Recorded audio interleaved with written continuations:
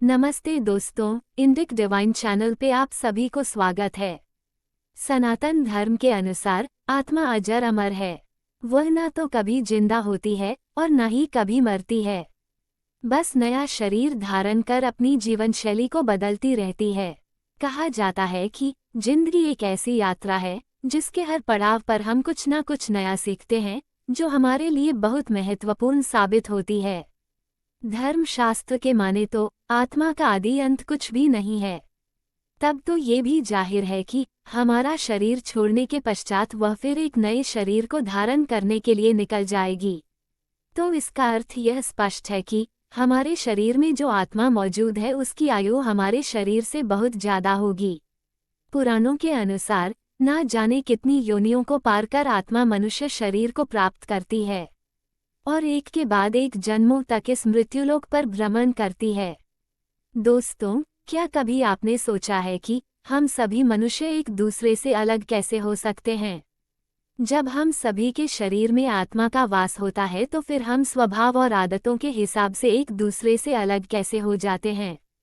इसका जवाब छिपा है आपकी आत्मा की उम्र में। अर्थात आपकी आत्मा की उम्र कितनी है, वो युवा है, शिशु है, प्रौढ़ है या वृद्ध, यही इस आपके वर्तमान जीवन में आपके स्वभाव और व्यवहार को प्रभावित करता है। पौराणिक दस्तावेजों के अनुसार उम्र के पैमाने पर आत्मा को 6 पड़ाव मुहैया करवाए गए हैं। तो चलिए जानते हैं आपकी आत्मा उम्र के कौन से पड़ाव पर है। पहला पड़ाव, जिन लोगों की आत्मा अभी अभी इस मृत्युलोक पर पहुंची हैं उन्हें नवजात आत्मा की श्रेणी में रखा जाएगा। इसका अर्थ है कि ऐसे लोगों में बचपना तो होगा ही, साथ ही इनका स्वभाव गैर जिम्मेदाराना और अपरिपक्व होता है। जीवन की जटिलताओं के प्रति ये लोग पूरी तरह अनजान रहते हैं। जिन लोगों के भीतर नवजात आत्मा होती है वे दिमाग से ज्यादा दिल से काम लेते हैं। वे हंसमुख और खुमिजाज होते हैं। नवजात शिशुओं की ही तरह ये किसी से भी बैर नहीं रख पाते। इनके भीतर नैतिक मूल्यों और पारिवारिक संस्कारों की अधिकता रहती है। दूसरा पड़ाव, दूसरे स्थान पर है बालक आत्मा, जो अपने विकास को लेकर आगे बढ़ रही है। ये लोग जीवन की जटिलताओं और भीड़ भाड़ के बीच अपने लिए मार्ग तलाश करते हैं। मोहवश कभी कभी ये लोग खुद अपने बनाए हुए नियम तो तोड़ डालते हैं, लेकिन बाद में अपराधबोध से ग्रस्त हो जाते हैं। जिन लोगों की आत्मा अभी बाल्यकाल में होती है वे लोग अपने समुदायों के प्रति गंभीर होते हैं। इनका जीवन सुरक्षा, स्थिरता और संरचना के आधार पर चलता है। इनकी बातें और क्रियाएं सब बंधे हुए होते हैं, जिसके चलते आप इन्हें रूढ़िवादी, पारंपरिक मान सकते हैं। ये अपने गलत सही के बारे में तो जानते ही हैं, लेकिन इस मामले में दूसरों को भी अच्छी राय दे सकते हैं। तीसरा पड़ाव, अगर आप विरोधी प्रवृत्ति के साथ साथ रोमांचक और जिज्ञासु भी हैं तो समझ लीजिए आपकी आत्मा अभी अपने युवावस्था में है। हर मुद्दे और हर विषय पर ये लोग अपने अलग विचार रखते हैं। अन्य किसी से भी कहीं ज्यादा ये लोग अहंकार की भावना रखते हैं। इन्हें भौतिक वस्तुएं बहुत आकर्षित करती हैं। इनके लिए भौतिक सफलता, जैसे पैसे, ओहदा आदि पर निर्भर करती है। इन लोगों को अपनी निजी स्वतंत्रता बहुत ज्यादा भाती है। अपने जीवन में ये किसी का भी हस्तक्षेप बर्दाश्त नहीं कर सकते। इन्हें अपने काम से बहुत प्रेम होता है। ये निष्क्रिय होकर बिल्कुल नहीं बैठ सकते। अपने जीवन के उद्देश्यों को लेकर ये लोग बिल्कुल स्पष्ट होते हैं।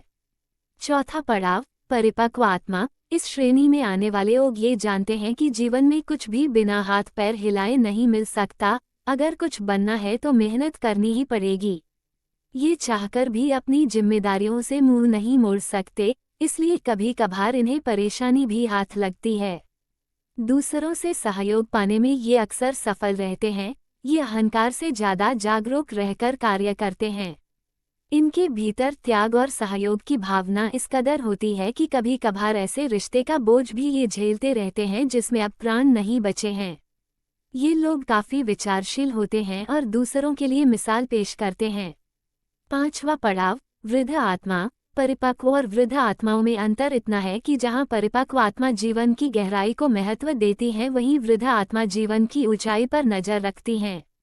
जिन लोगों के भीतर वृद्ध आत्मा होती है वे काफी समझदार होते हैं। छोटी छोटी समस्याओं से प्रभावित न होकर आगे बढ़ते रहते हैं।